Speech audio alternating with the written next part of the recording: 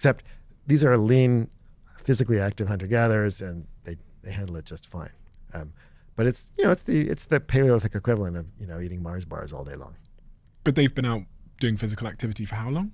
Yeah, I mean the average day is about 15 kilometers of walking with some running. Yeah, so they're they can cope with it. How many hours is that? Oh, that's 2 to 3 hours probably. Okay, so from that I have garnered that I need to do 15 kilometers a day for 2 or 3 hours every day.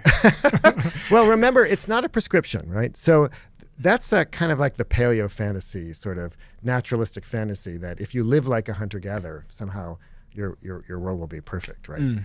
That's basically what the paleo diet is sort of all about, right? And that's not true either.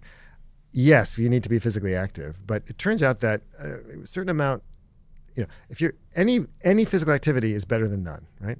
And if you look at the kind of any curve of any output, any health outcome, like how many years you live or whether you're less likely to get cancer or heart disease or whatever, any little physical activity, your curve starts to fall quickly, right? Your likelihood of cardiovascular disease starts just, a few minutes a day of exercise has big benefits. But eventually that curve flattens out, right? And it flattens out well before the hunter-gatherer level. So you don't need to be a hunter-gatherer in terms of physical activity to get the benefits.